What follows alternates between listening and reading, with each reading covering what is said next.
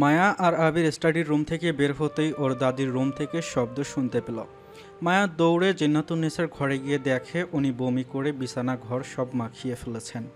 মায়াকে দেখে লাইলি বলল, ভাবি, আমি আপনাকে ডাকতে যাচ্ছিলাম। এই অসুস্থ অবস্থায় জিন্নাতুন্নেসার ভদ্রতা জ্ঞান টনটনে। মায়ার দিকে তাকিয়ে বললেন, আমি ওকে ডাকতে নিষেধ করেছিলাম, সারাদিন তোমাকে হাসপাতালে দৌড়াতে হলো, আবার রাতের ঘুমটাও যদি ঠিক মতো না হয় তাহলে শরীর টিকবে কি করে? আবির রেগে গিয়েই বলল, আমাদের শরীর নিয়ে তোমাকে ভাবতে হবে না।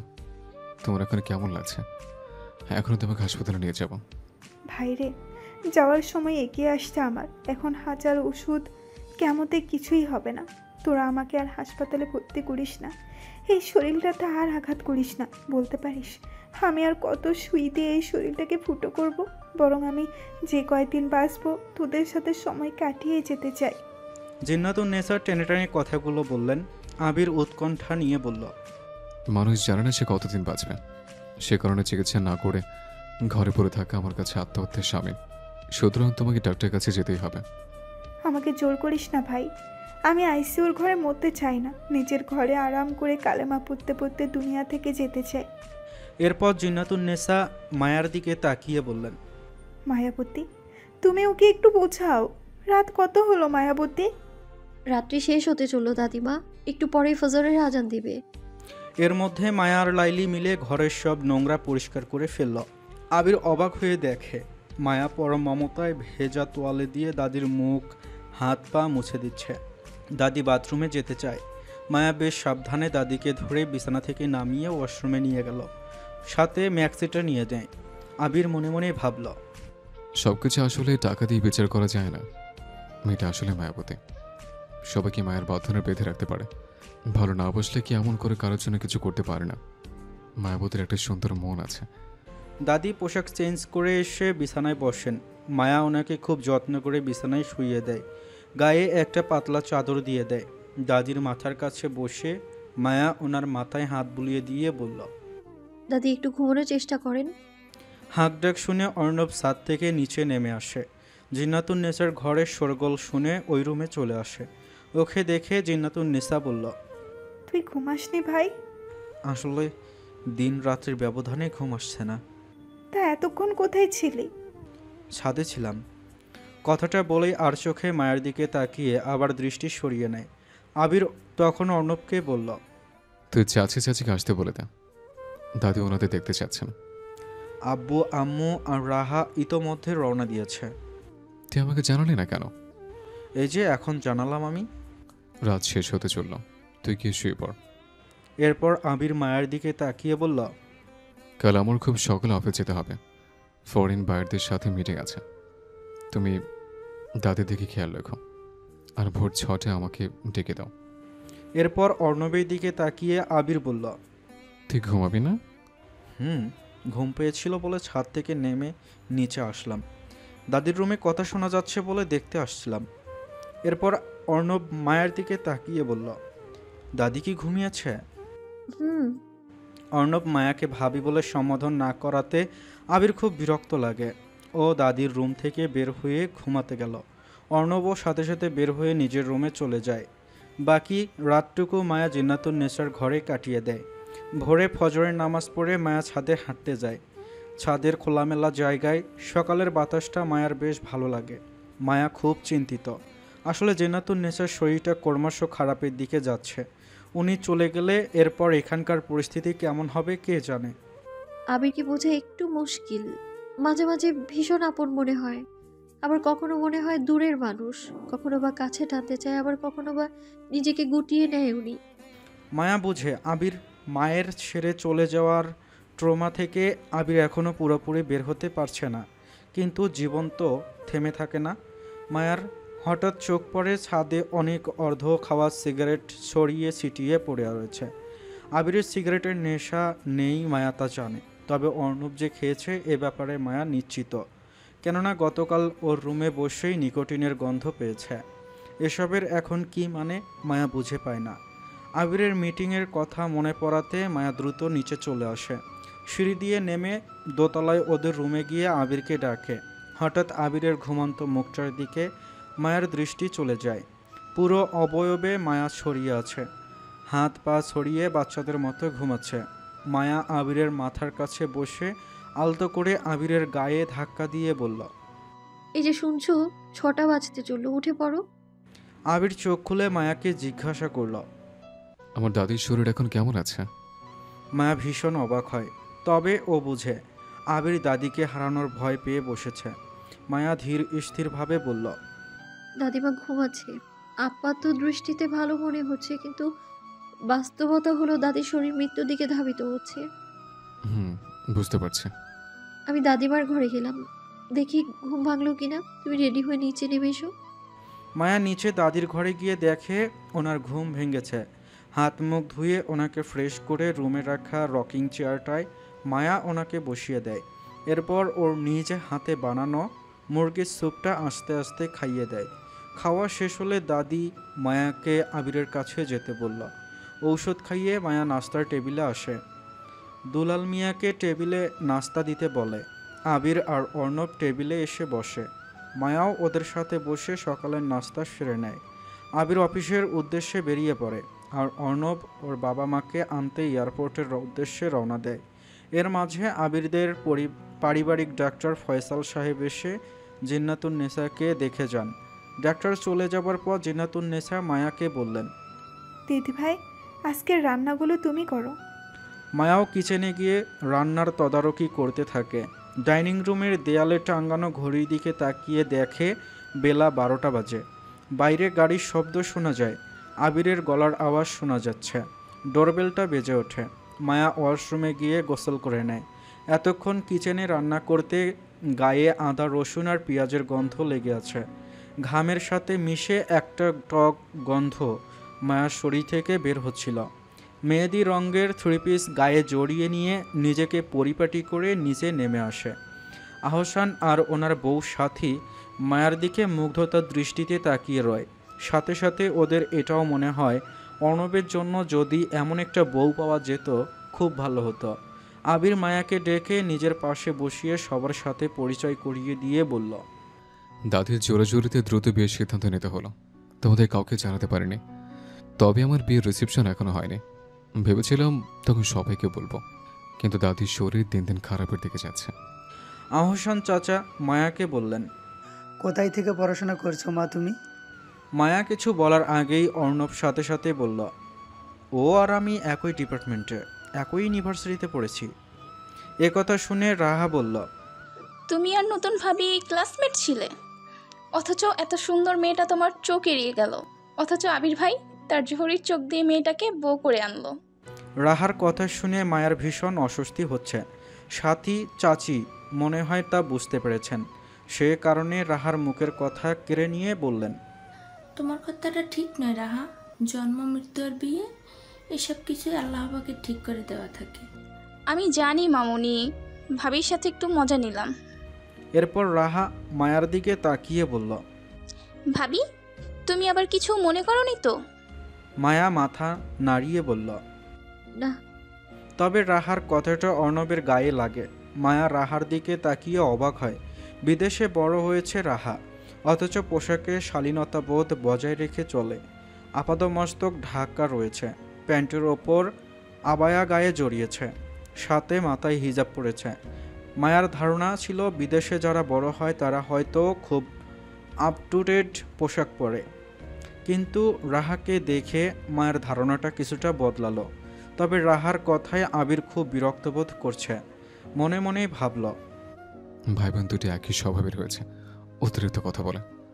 আবির মায়াকে নিয়ে আর কোনো আলোচনা করার সুযোগ না দিয়ে বলল, চাচা, দাদির রুমে চলুন, আপনাদের অপেক্ষায় দাদিমা বসে আছেন। সবাই মিলে জিন্নাতুন নেসার ঘরে আসেন। জিন্নাতুন নেসা ওদের দেখে ভীষণ খুশি হন। 7 দিনের ছুটিতে আহসান দেশে এসেছেন। এটা শুনে জিন্নাতুন নেসা মন খারাপ করে বললেন, মাত্র 7 দিন? অর্ণবের বাবা আহসান চৌধুরী বললেন, ফুফু, ওখানে কাজের খুব প্রেশার, এর বেশি ছুটি ম্যানেজ করা সম্ভব হচ্ছিল না। ইনশাআল্লাহ আবার আসবো। এরপর আসলে আমাকে আর দেখতে পাবি না, সে যাই হোক। জিন্নাতুন্নেছা মায়ার দিকে তাকিয়ে বললেন। দুলালকে টেবিলে খাবার দিতে বলো। মায়া ওই রুম থেকে বের হয়ে কিচেনে গিয়ে দুলাল মিয়াকে খাবার বেড়ে দিতে বলল। সবাই দুপুরের খাবার খেয়ে জিন্নাতুন্নেছার ঘরে আড্ডা দিতে বসেন। অনেক দিন পর নিজের ভাতিজা, বৌমা, নাতি, নাতনি, নিজের নাতবউ সবাইকে নিয়ে জিন্নাতুন্নেছা সুন্দর সময় কাটায়। আবির আর মায়ার বেডরুমে আহসান চাচা আর ওনার বইয়ের থাকার ব্যবস্থা করা হয়। মায়ায় উদ্যোগ নিয়ে নিজের রুমটা ছেড়ে দেয়।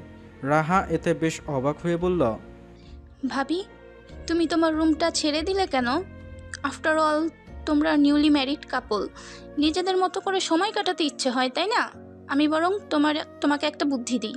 গেস্ট রুমে আমি আর আম্মু থাকি, ভাইয়া আর আব্বু না হয় তোমাদের পাশের রুমটা, যেটা স্টোর রুম হিসেবে ব্যবহার করা হয়, ওটাই পরিষ্কার করে দিলেই সব লেটা চুকে যেত। কি বলছো রাহা? ওই রুমটাতে জানালা একটা, তাছাড়া জানালা বন্ধ থাকাতে একটা স্যাঁতস্যাঁতে গন্ধ আছে। ওখানে থাকা কিছুতেই সম্ভব নয়। তার থেকে ভালোই এটাই হয়েছে। ওই রুমে ডিভান রাখা আছে, তুমি চাইলে ডিভানের উপর ঘুমাতে পারো। আমি এখন দাদিমার সাথেই ঘুমাই। নিজেদের মতো সময় কাটানোর জীবনে বহু সুযোগ পাবো। সময় তো আর শেষ হয়ে যাচ্ছে না। কেউ বলতে পারে না কার হায়াত কতদিন আছে, তবে অসুস্থ মানুষটার পাশে থাকলে ওনার মানসিক শক্তি বৃদ্ধি পায়। নিজেকে অপাংতেও মনে করে না। আর আবির ওর স্টাডি রুমে ঘুমাবে, সুতরাং চাচা চাচি ওই রুমে আরামে ঘুমোতে পারবে। আবির বরং খুশিই হবে। সবাই কিন্তু তোমার মতো করে ভাবে না ভাবি, তবে আমি আবির দাদা অনেক ভাগ্যবান যে তোমার মতো জীবন সঙ্গিনী পেয়েছে। তুমি তোমার মতো করে না ভেবে হাজব্যান্ডের চাওয়ার গুরুত্ব দিচ্ছ। তোমার জায়গায় আমি হলে আমার বেডরুম ছেড়ে দিতাম না। মায়া সাথে সাথে বলল, না রাহা, ভুল বললে তুমি। আমি আমি আসলে অনেক ভাগ্যবান বলে এরকম স্বামী আর শ্বশুর বাড়ি পেয়েছি। তুমি তাহলে কোথায় ঘুমাবে? না বাবা, ওই রুমে আব্বু আম্মুই থাকুক। আমি ওই রুমে থাকলে আমার মোবাইল চালাতে পারবো না। আব্বুর আবার মোবাইলের আলোতে ঘুম আসে না। আমি ড্রয়িং রুমেই ঘুমাবো। 7 দিন সময় মুহূর্তে পার হয়ে গেল। আজ রাতে আহসান চাচাদের ফ্লাইট। গোধূলির সময় হয়ে এসেছে। ওনারা নিজেদের মতো করে গোছগাছ করছেন। জিন্নাতুন্নেছা নিজের ঘরে দক্ষিণার জানালার পাশে বসে ভাবেন, এত চিকিৎসা করানো হলো, কিন্তু রোগের কোনো উন্নতি হলো না। বুকের ভেতরটা সারাক্ষণ ধুকপুক করে। আসলে আয়ু যখন ফুরিয়ে আসে তখন ওষুধপত্র কোনো কাজে আসে না। চোখ মেলে জানালা দিয়ে বাইরে তাকান দাদি। বাগানে কি সুন্দর ফুল ফুটেছে। এই মায়ার পৃথিবী ছেড়ে একদিন সবাইকেই চলে যেতে হবে। ওই দিন একটা ঘটনা ঘটে যায়। মায়ার মোবাইলটা আবিরের হাতে পড়ে। মানে স্টাডি রুমে মায়া আবিরের কাছে জানতে গিয়েছিল কখন গাড়ি এয়ারপোর্টের দিকে রওনা দিবে। সে সময় ভুলক্রমে মোবাইলটা আবিরের সামনে রেখে চলে আসে। ওই সময় অর্ণব মেসেজ পাঠায়, আমি আমার মেসেজের অপেক্ষায় আছি মায়া। তাছাড়া আগে যে মেসেজটা অর্ণব পাঠিয়েছিল, মেসেজের নিচে একটা লাভ রিয়েক্ট দেওয়া আছে। আবির কৌতূহল বশত মেসেজটা কার দেখতে চায়। ওপেন করে দেখে অর্ণব মেসেজ পাঠিয়েছে। মেসেজটা পড়ে আবির ভীষণ কষ্ট পায়। শেষ পর্যন্ত মায়াও ওর সাথে বিশ্বাসঘাতকতা করলো। অবশেষে আহসান চাচাদের যাওয়ার সময় ঘনিয়ে আসলো। রাত 10টায় ওনাদের ফ্লাইট। আহসান চাচা আর সাথী চাচি মাগরিবের নামাজ পড়ে নিল। জিন্নাতুন্নেছা নিজের রুমে নামাজ আদায় করে লাইলিকে ধরে আস্তে আস্তে হেঁটে ড্রয়িং রুমে এসে সোফায় বসেন। এখনই ওদের এয়ারপোর্টের উদ্দেশ্যে বের হতে হবে। আহসান চাচা ড্রয়িং রুমে আবির আর অর্ণবের দিকে তাকিয়ে বললেন, তোমরা মাগরিবের নামাজ পড়েছো? এ কথা শুনে দুজনেই ইতিউতি করতে লাগলো। অর্ণব কারণ হিসেবে বলল, ওকে গোসল করতে হবে। আর আবির কোনো মন্তব্য করলো না। আহসান চাচা দুজনের দিকে তাকিয়ে বললেন, আল্লাহ পাক তোমাদের এত কিছু দিয়েছেন, তার শুকরিয়া আদায় করতে এত কাঁপন কেন? আর অর্ণব শরীরে সব সময় পাক পবিত্র থাকে না কেন? সর্বোপরি তোমরা সুস্থ সবল মানুষ, যা তোমাদের প্রতি আল্লাহ পাকের বিশেষ দান। একটা অসুস্থ মানুষ বুঝে সুস্থতার কী মূল্য, এই শুকরিয়া আদায় করে কোনোদিনও শেষ করতে পারবে না। আর বাকি প্রাপ্তির কথা নাই বলি। আহসান চাচার মুখের কথা কেড়ে নিয়ে জিন্নাতুন্নেছা বললেন, তুই একটু ভালো করে বুঝিয়ে বল। আবিরকে বলতে বলতে আমি ক্লান্ত। এরপর রাহা আর মায়ের দিকে তাকিয়ে জিজ্ঞাসা করতেই ওরা দুজনে নামাজ পড়েছে বলে মাথা নাড়িয়ে সায় দেয়। জিন্নাতুন্নেছা এ সময় বললেন, তোমরা আর দেরি করো না, এখনই রওনা দেওয়া দরকার। আহসান চাচা জিন্নাতুন নেসার কাছে এসে ওনাকে জড়িয়ে ধরে কাঁদতে লাগলো। উনি জানে এরপর দেশে আসলে এই স্নেহশীল মাতৃস্থানীয় মানুষটাকে উনি হয়তো দেখতে পাবে না। তবে উনি দোয়া করেন আল্লাহ পাক যেন ওনার হায়াত বাড়িয়ে দেন। তবে এ কথাও সত্যি, দিন দিন মানুষটার শারীরিক কষ্ট বেড়েই চলেছে। মানুষটা দুরারোগ্য ব্যাধিতে আক্রান্ত, কতদিন বাঁচবে সে জানে না। বিদেশে এত কাজের প্রেশার থাকে যে একটু ঘন ঘন মানুষটার কাছে আসবে সে ফুসরতটুকু ওনার হয়ে ওঠে না। বাবা মা চলে যাওয়ার পর এই মানুষটাই তার কাছে বাবা মা হয়ে উঠেছিল। এক সময় আহসান চাচাকে নিজের বুক থেকে দুহাত দিয়ে আলগা করে দাদি বললেন, বাবা আর কাঁদিস না, এই পৃথিবী থেকে একদিন সবাইকে চলে যেতে হবে। শুধু দোয়া করিস আল্লাহ পাক যেন আমাকে বিনা হিসাবে জান্নাতে কবুল করে নেন। এরপর সাথী চাচির দিকে তাকিয়ে বললেন, বৌমা, আমার ছেলেটার দিকে খেয়াল রেখো। আর এটা কখনো ভুলো না, অর্ণবের সাথে আবির নামে তোমার আরও একটা ছেলে আছে। ওর বিয়ে হয়েছে, 2 দিন পর ছেলে মেয়ে হবে। আমার অবর্তমানে তুমিই ওর অভিভাবক। এরপর মায়ার দিকে তাকিয়ে বললেন, সারা জীবন আহসান আর বৌমাকে নিজের শ্বশুর শাশুড়ির সম্মান দিয়ে যাবে, আর আমার আবিরের দিকে সারা জীবন খেয়াল রাখবে। মায়া সাথে সাথে আবিরের দিকে তাকায়। আবির মুখটা ঘুরিয়ে নেয়। আবিরের এহেন আচরণে মায়া খুব অবাক হয়। জ্ঞানত ও এমন কোনো অপরাধ করেনি যে আবির ওর সাথে এমন আচরণ করবে। এরপর অর্ণবের দিকে তাকিয়ে বললেন, সারা জীবন বাবা মায়ের কথা শুনে চলবে। এই অমূল্য রত্ন বেঁচে থাকা অবস্থায় কেউ বোঝে না, দুনিয়া থেকে চলে যাবার পর বোঝে সে কী জিনিস হারালো। পৃথিবীতে অনেকেই নিজের বাবা মায়ের আদর দিতে চাইবে, কিন্তু কেউই বাবা মা হতে পারবে না, এটাই বাস্তব। সেই কারণে ওদের মনে কখনো কষ্ট দিও না। এরপর রাহার দিকে তাকিয়ে বললেন, তোমার চালচলন আমার খুব ভালো লেগেছে দিদিভাই। তোমার শালীন পোশাক মার্জিত, ভদ্রতাবোধ দেখে ভীষণ খুশি হয়েছি আমি। আসলে কি জানো তো, নারীর সম্মান নারীকেই রক্ষা করতে হয়, এমনভাবে চলতে হয় যাতে সবাই তোমাকে সম্মান করে। কিছু দুষ্ট লোক তো সমাজে থাকবে, তাদেরকে চিনে রেখে সাবধানে চলতে হয়। এরপর আবিরের দিকে তাকিয়ে দাদি বললেন, তোমাকে আমি শুধু একটা কথাই বলবো দাদু ভাই, যাকে জীবনসঙ্গিনী হিসেবে বেছে নিয়েছো, কোনো দিন তার হাত ছাড়বে না। দাদির কথা শুনে আবিরের মনে হলো ওর বলা উচিত এখন। যদি কেউ স্বেচ্ছায় চলে যেতে চায় তা আটকে রাখার সাধ্য এই পৃথিবীতে কারণ নেই। কিন্তু কথাটা বলতে পারল না আবির। আসলে মায়ার আচরণে এখন পর্যন্ত আবির প্রতারণামূলক আচরণ দেখতে পায়নি, সুতরাং ওর তো বলার মতো মুখ নাই। আর মোবাইলের বিষয়টা বললে ওই তো ধরা খাবে, কারো অনুমতি ছাড়া তার মোবাইল ধরা উচিত নয়। আর আবির ভাবছে এটা ছাড়াও মায়ার মোবাইল চেক করে ও একটা অপরাধ করে ফেলেছে, কিন্তু এছাড়া তো উপায় নেই। যার জীবনটা শুরু হয়েছে মায়ের ধোঁকাবাজি দিয়ে, সে মানুষকে বিশ্বাস করবে কিভাবে? প্রতিটি সন্তানের কাছে তার আস্থার জায়গা তার মা। আবিরের সে জায়গাটি অবিশ্বাসী ভূমিকম্পে ধ্বংসে গিয়েছে। তাই সামান্য গরমিল দেখলে ওর বিশ্বাসের ভিতটা নড়ে ওঠে। এছাড়া এতটা ওর কাছে পরিষ্কার, অর্ণব একদিন মায়ের মাঝে ওর ভালোবাসা খুঁজেছিল। তবে এটা ঠিক, যতই পছন্দ করুক, অর্ণবের এখন মায়াকে মেসেজ পাঠানো একদম উচিত হয়নি। কেননা মায়া ওর বড় ভাইয়ের বউ। সবই ঠিক ছিল, কিন্তু ওই লাভ রিয়াক্টটা মায়া দিল কিভাবে? এটাই আবিরের অস্বস্তিকর কারণ। না পারছে মায়াকে জিজ্ঞেস করতে, আর না পারছে অর্ণবের ওপর রাগ ঝাড়তে। তবে মোবাইলটা এক ফাঁকে দাদির ঘরে রেখে এসেছে, যাতে মায়া আবিরকে সন্দেহ না করে। জিন্নাতুন নেছা অর্ণবের দিকে তাকিয়ে বললেন, আর দেরি করা ঠিক হবে না, এবার রওনা দাও তোমরা। আহসান চাচা বাড়ির যে কজন কাজের হেল্পার আছে সবাইকে ডেকে কিছু টাকা বকশিশ দিয়ে আস্তে আস্তে গাড়ির কাছে এগিয়ে গেলেন। জিন্নাতুন নেছা লাইলির হাত ধরে আস্তে আস্তে গাড়ির কাছে চলে আসেন। আহসান চাচা শেষবারের মতো জিন্নাতুন নেছাকে জড়িয়ে ধরে বললেন, মন তো যেতে চায় না, তবুও যেতে হবে, এটাই বাস্তবতা। আসি ফুপু। এ কথা বলে আহসান চাচা গাড়িতে উঠে বসেন। ছাতি চাচি ওনার ফুপু শাশুড়িকে জড়িয়ে ধরে বললেন, আপনার আদেশ পালন করার চেষ্টা করব ফুপুমা। আপনি আমার এবং আমার পরিবারের জন্য দোয়া করবেন। আমার শেষ বেলায় আমি তোমাদের সবার জন্য শুধু দোয়াই করতে পারবো। এরপর রাহাও সবার কাছে বিদায় নিয়ে গাড়িতে উঠে বসল। অর্ণব অবশ্য আরও কিছুদিন থাকবে, তাছাড়া ওর গন্তব্য তো আমেরিকা।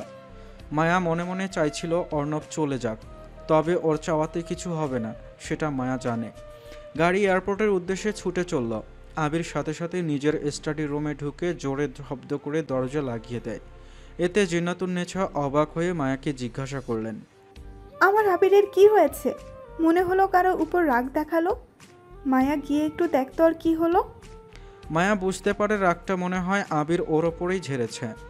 এটা যাচাই করার জন্য মায়া আস্তে আস্তে স্টাডি রুমের দরজায় টোকা নক দেয়। ভেতর থেকে আবির গম্ভীর কণ্ঠে বলল, কে? আমি। আবির দরজা খুলে দিয়ে নিজের নির্ধারিত চেয়ারটায় গিয়ে বসল। মায়ার দিকে তাকিয়ে বলল, কিছু বলবে? আবিরের এই আচরণটা মায়ার কাছে খুব বিরক্ত লাগে। আজকে 1 সপ্তাহ ও আর আবির একসাথে সময় কাটাতে পারেনি।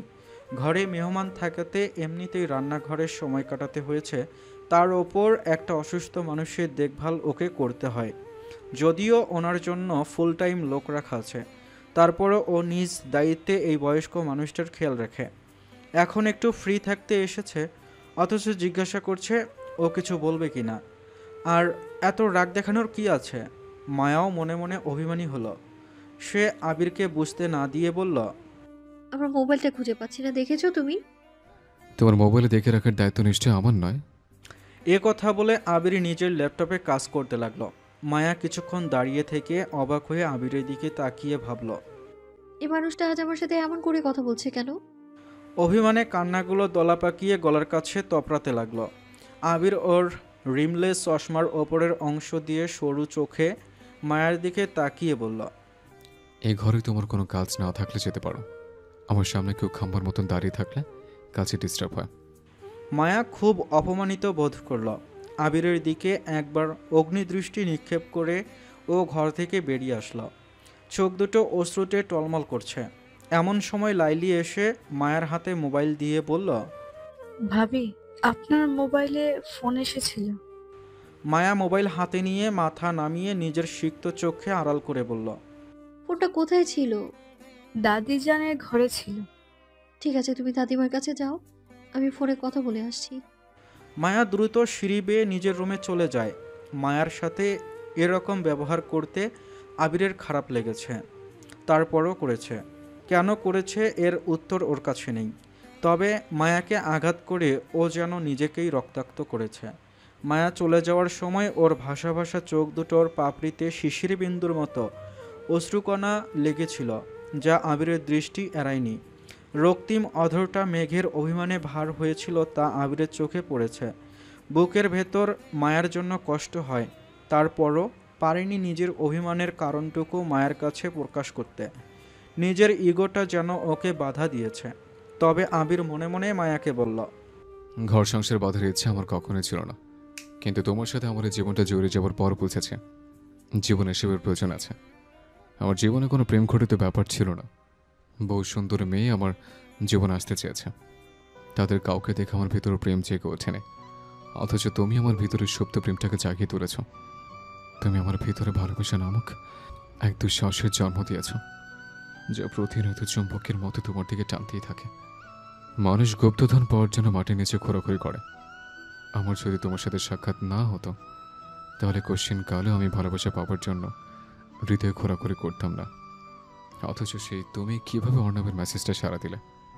এ তোমার কেমন দ্বিচারিতা? জিন্নাতুন নেছার মনটা ভীষণ খারাপ। ওনারা চলে যাবার পর জানলার ধারে বসে নিজের সারা জীবনের স্মৃতিগুলো মনে মনে রোমন্থন করতে লাগলেন। হৃদয়ের আলমারিটা খুলতেই নানা রঙের ছেঁড়া ফোড়া স্মৃতিগুলো হুড়মুড় করে সামনে এসে হাজির হলো। ছোটবেলার সেই সব রঙিন স্মৃতি, মধ্য দুপুরে পুকুরে সাঁতার কাটা, ঘুঘু ডাকা, সন্ধ্যাবেলায় হাডুডু, দাড়ি বাঁধা খেলা, বাড়ি ফেরা, বৈশাখের ঝড়ে আম কুড়াতে যাওয়া, শীতের ভোরবেলা চুলার কাছে বসে খেজুরের রসে ভেজানো পিঠা খাওয়া, আরও কত না মধুর সেসব স্মৃতি। তারপর আবিরের দাদার সাথে বিয়ে হয়ে ঢাকায় চলে আসা, নিজেদের ব্যবসাকে দাঁড় করানো, ছেলে স্বামী হারিয়ে ফেলে নাতিকে নিয়ে উঠে দাঁড়িয়ে নীলাম্বরী ফার্মটাকে আন্তর্জাতিক পর্যায়ে নিয়ে যাওয়া। আল্লাহ পাকের কাছে ওনার শুকরিয়ার শেষ নেই। জীবনের সকল পরিস্থিতি আল্লাহ পাকের রহমতে সামলাতে পেরেছেন। শরীরটা হঠাৎ ঘেমে উঠছে, বুকে একটু ব্যথা অনুভব হচ্ছে। জিন্নাতুন্নেসা লাইলিকে ডেকে বললেন। তোর ভাবিকে ডেকে নিয়ে আয়। ওনার অবস্থা দেখে লাইলি মায়াকে ডেকে নিয়ে আসে। মায়া আসার সাথে সাথে জিন্নাতুন্নেসা বললেন, তুমি আমার কানের কাছে কালেমা পড়ো। মায়া জোরে জোরে কালেমা পড়তে লাগলো। এর মাঝে আবির চলে আসলো।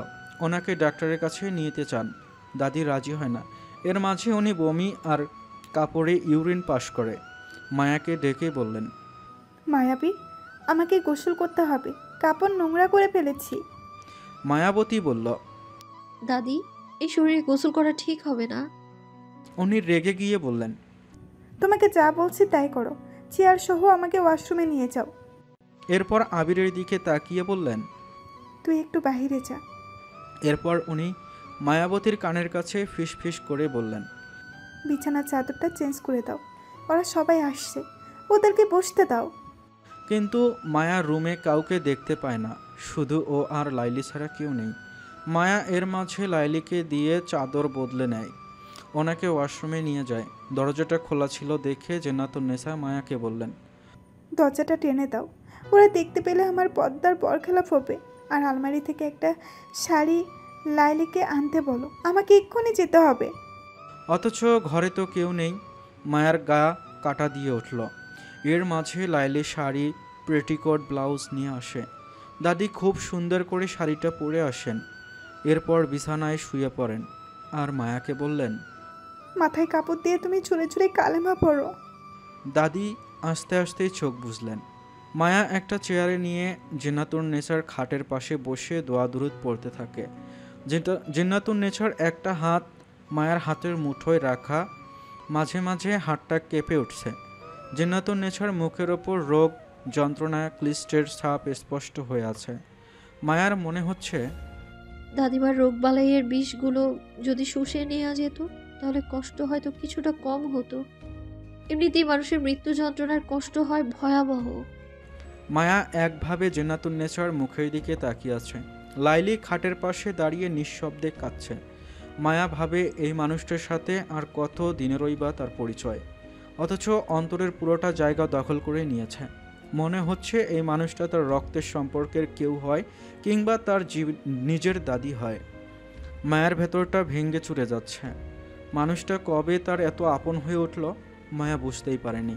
কি গভীর মমতায় মানুষটাকে আপন করে নেওয়ার ক্ষমতা আল্লাহপাক তাকে দান করেছেন। মায়ের হাতের মুঠোয় মানুষটার হাতটা শিথিল হয়ে যায়। মায়া চমকে ওঠে। মনে হলো জান পাখিটা মনে হয় শরীর থেকে বের হয়ে গেল। মুখের ওপর এখন আর সেই যন্ত্রণার লেশমাত্র নেই, সেখানে শান্তির সুশীতল ছায়া বিরাজমান। মায়া নিজেকে আর ধরে রাখতে পারল না, অঝরে কাঁদতে লাগলো।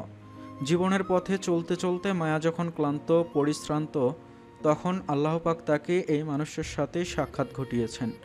এই মানুষটার সাথে থেকে মায়া শিখেছে কী করে নিজের কষ্টকে আড়াল রেখে হাসতে হয়। শরীরে এত যন্ত্রণা ছিল, তবুও কখনো আহ শব্দ করেননি।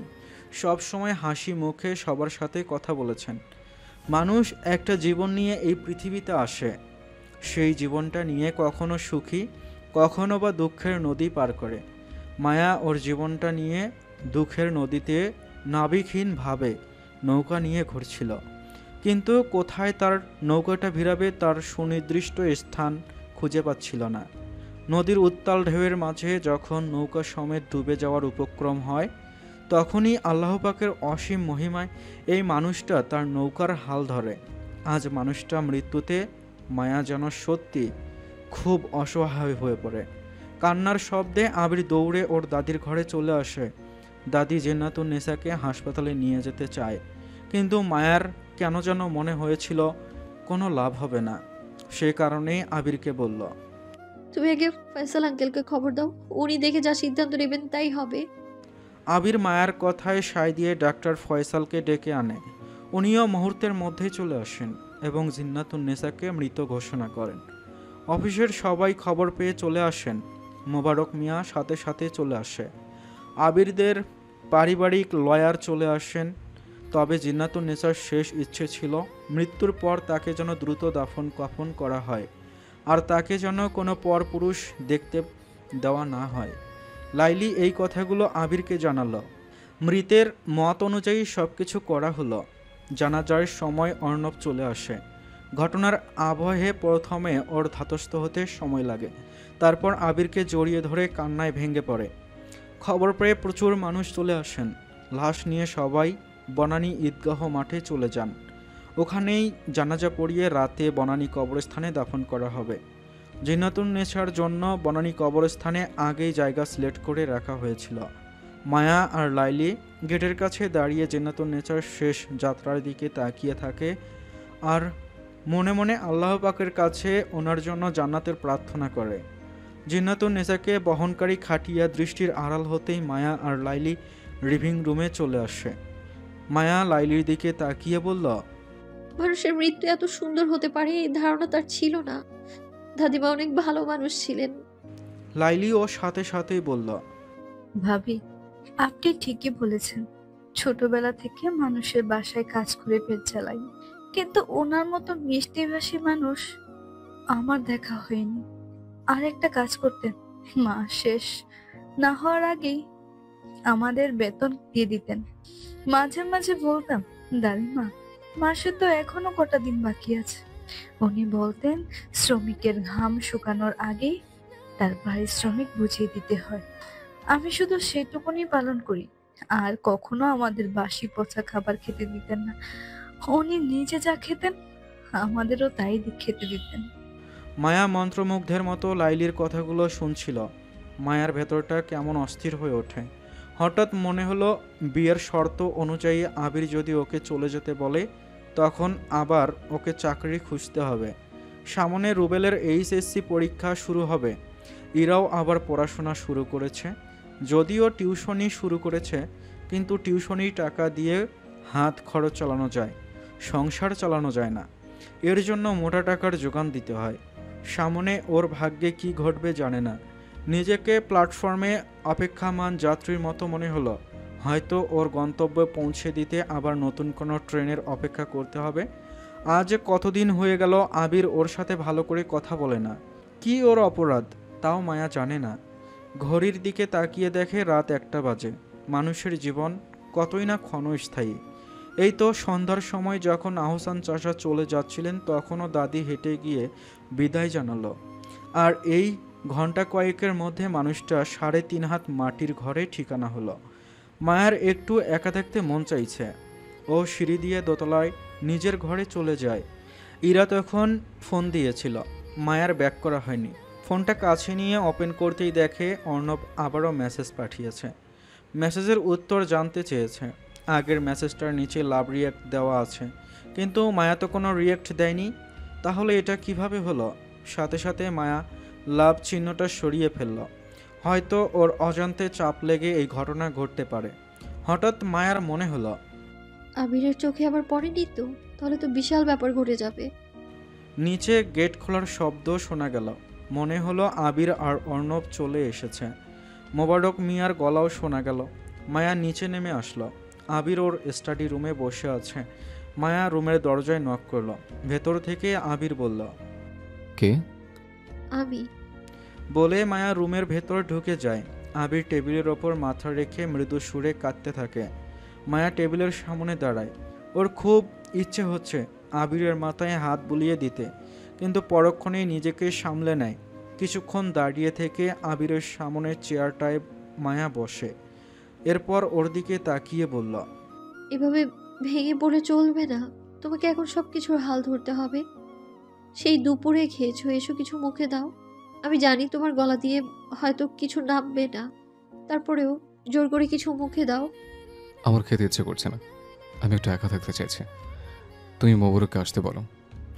আবিরের কথায় মায়া একটু আহত হয়, তবে আবার এটাও ভাবে শোকের মাঝে হয়তো ওর কিছু ভালো লাগছে না। মায়া স্টাডি রুম থেকে বের হয়ে লিভিং রুমে আসে।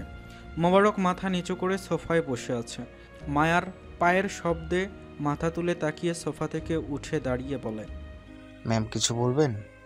আবির আপনাকে রুমে ডাকছে, আর আপনার স্যারকে কিছু খেতে বলুন। ওনার আবার গ্যাস্ট্রিকের প্রবলেম আছে। ঠিক আছে। মোবারক সাথে সাথে আবিরের রুমের সামনে গিয়ে দরজায় নক করে। আবির ওকে ভেতরে যেতে বলে। মোবারক রুমের ভেতরে গিয়ে বলল, স্যার আমাকে ডেকেছেন? হুম। মানে দাদিমা কি সব কিছু উইল করেছেন? তবে কাগজপত্র সব উকিল মজিদ মোল্লার কাছে রাখা আছে। ওনাকে কাল আসতে বলেন। ঠিক আছে স্যার, প্লিজ একটু কিছু মুখে নেন, তা না হলে শরীর খারাপ করবে আপনার। আবির নিজের রুম থেকে বের হয়ে দেখে লিভিং রুমে অর্ণব কাঁদছে আর মায়া ওকে সান্ত্বনার বাণী শোনাচ্ছে। এই দৃশ্য দেখে আবিরের মেজাজ আরও বিগড়ে গেল। মোবারক মিয়াকে ডেকে স্টাডি রুমের ভেতরে নিয়ে এনে বলল, মায়ের বাকি টাকাটা বুঝিয়ে দিন, আর ওকে চলে যেতে বলুন। লালিকে ছুটি দিয়ে দিন। দাদিমা তো ম্যামকে ছাড়তে আপনাকে নিষেধ করেছেন। সেটা আমি বুঝবো, আপনাকে যা করতে বলেছি তাই করুন। আবিরকে দেখে মায়া অর্ণবের সামন থেকে উঠে নিজের রুমে চলে যায়। মায়া এটুকু বুঝেছে আবির ওর ক্ষেত্রে ভীষণ পজিটিভ। আবিরের এই আচরণটা মায়ের অপছন্দ, তবুও মেনে নেওয়ার চেষ্টা করে। দরজায় কে যেন নক করছে। মায়া উঠে দরজা খুলে দেখে মোবারক মিয়া দাঁড়িয়ে আছে। ম্যাম একটু কথা আছে, ভিতরে আসবো? আসুন। মোবারক ভেতরে এসে মায়াকে বলল, শোকে দুঃখে স্যারের মাথা ঠিক নেই। আপনি বরং কাল আপনার বাসায় চলে যান, আর আপনার কাবিনের বাকি টাকাটা কাল আপনার ব্যাংকে ট্রান্সফার করে দিব। কথাটা কি আপনার স্যার বলতে বললো? কথাগুলো বলে মোবারক মাথা নিচু করে দাঁড়িয়ে আছে। মায়া ওর দিকে তাকিয়ে বলল, ঠিক আছে, আমার বোঝা হয়ে গেছে। আর কিছু বলবেন? না মানে, সকালে গাড়ি কখন আসতে বলবো? মায়া বিষণ্ণতার হাসি হেসে বলল, আমাকে নিয়ে আপনার স্যার অনেক ভেবেছেন, আর ভাবতে হবে না। আমি এখন একটু একা থাকতে চাচ্ছি। মোবারক রুম থেকে বের হয়ে যাওয়ার পর মায়া বালিশে মাথা রেখে অঝরে কাঁদতে থাকে। সারা রাত মায়া ঘর থেকে বের হয়নি। রাতে একবার লাইলি এসে ডেকেছিল, মায়া দরজা খোলেনি, চোখ বন্ধ করে বিছানায় শুয়েছিল। ভোরের দিকে মায়া শোয়া থেকে উঠে নিজের সুটকেসটা গুছিয়ে নেয়। ঠিক এই বাড়িতে আসার সময় যে কয়টা কাপড় সাথে নিয়ে এসেছিল, ঠিক সে কয়টা কাপড় সুটকেসে নিয়ে নেয়। আবিরের দেওয়া গয়না সব ক্লোসেটে রেখে তালা মেরে দিয়ে চাবি টেবিলের ওপর রাখে। এরপর আবিরকে উদ্দেশ্য করে একটা চিঠি লেখা শুরু করে। আবির, যেদিন তোমার সাথে আমার প্রথম দেখা হলো, সেদিনই আমি তোমার প্রেমে পড়েছিলাম। তোমার ব্যক্তিত্ব, তোমার ভদ্রতাবোধ আমাকে তোমার দিকে আকৃষ্ট হতে প্রলুব্ধ করেছিল। মধ্যবিত্ত পরিবারের আমার জন্ম, আমার উপর অলিখিতভাবে আমার পুরো পরিবারের দায়ের লেখা ছিল। দেখতে সুন্দরী ছিলাম বিধায় অনেকেই প্রেমের সাজিয়ে উপহার দিতে চেয়েছে, কিন্তু আমি নিতে পারিনি। কিংবা কেন যেন আমি তাদের কারো প্রতি আকর্ষণ অনুভব করিনি। এই একটাই কারণ, আমার মনে হতো তারা আমার সৌন্দর্যকে উপভোগ করতে চায়, কিন্তু আমি তো চেয়েছিলাম অন্তরের ভালোবাসা। তুমি বিশ্বাস করবে কিনা জানি না, তোমাকে আমার ভালো লাগার প্রধান কারণ আমি এতদিন তোমার সাথে থাকলাম, আমাকে ভোগ করার বিন্দু মাত্র অভিপ্রায় তোমার মাঝে আমি দেখিনি। আমি বুঝেছি তুমি আগে আমার অন্তরের ভালোবাসা ছুঁতে চেয়েছো, কারণ যে পুরুষ কোনো নারীর অন্তরকে যখন ছুঁতে পারে, সেই নারী এমনিতেই তার বাহু বন্ধনে ধরা দেয়। আজ বলতে দ্বিধা নেই, বকুলের সুবাস নিয়ে তুমি আমার হৃদয়ের চরাচরে আবির্ভূত হয়েছো, আর আমার শরীরের সমস্ত স্পন্দন প্রতিনিয়ত তোমার দিকে ধাবিত হয়েছে। আমার চেতনার স্তরে স্তরে ভালোবাসার আমন্ত্রণ অনুভব করলাম আমি। মনে হলো আমি এই যুগ যুগ ধরে তোমার ভালোবাসার পথ চেয়ে বসে আছি। তোমাকে দেখে আমার চোখের তারা কেঁপে উঠেছে। তোমার শরীরের সুঘ্রাণ আমায় মোহিত করেছে। মনে হলো তোমার জন্য আমি সব কিছু সইতে পারবো, দুস্তর সমুদ্র পাড়ি দিতে পারবো আমি। তোমার জীবনের সাথে নিজেকে জড়িয়ে আল্লাহ পাকের কাছে শুকরিয়া আদায় করেছি। তুমি আমার বুকে ভালোবাসার শত দল ফুটিয়ে দিয়েছ। আমার শরীরের প্রতিটা রক্ত বিন্দু আমাকে তোমার দিকে তাড়িত করেছে। তুমি বুঝতে কিনা আমি জানি না, কখনো মনে হতো তুমি আমার অনেক কাপন, আবার কখনো মনে হতো দূরের কেউ। সবশেষে এটাই ভেবে নিলাম তুমি আমাকে একটুও ভালোবাসোনি। তবে তোমায় একটা কথা বলি, ভালোবাসার মানুষকে বিশ্বাস করতে হয়, কারণ বিশ্বাসের উপর একটা দাম্পত্য জীবন টিকে থাকে। দু একটা ঘটনা ব্যতিক্রম হতেই পারে, তাই বলে সবাইকে এক পাল্লায় মাপতে যেও না। এতে তুমি তোমার জীবনের সুহৃদকে হারিয়ে ফেলবে। যখন ভুল বুঝতে পারবে, তখন হয়তো আর তার ফেরার সময় হবে না। আর একটা কথা, তোমাদের দেওয়া সব গয়না ক্লোজেটে রাখা আছে, চাবি দিয়ে খুলে দেখে নিও। মায়াবতী। মায়া খুব ভোরে ফজরের নামাজ আদায় করে জান্নাত মহল থেকে বের হয়। গেটের দারোয়ান সাদেক মিয়া মায়াকে দেখে জিজ্ঞেস করলেন, ম্যাম, এত সকালে কোথায় যাচ্ছেন? গাড়ি নিলেন না? মায়া মিষ্টি করে হেসে বলল, তোমার স্যার সব জানে। মায়া ওর অপমান ওর কষ্ট কাউকে বুঝতে দিতে চায় না। সে কারণে মুখে মিষ্টি হাসি টেনে এক বুক বেদনা নিয়ে জান্নাত মহল থেকে বের হয়ে নিজের বাড়ির পথে রওনা দেয়।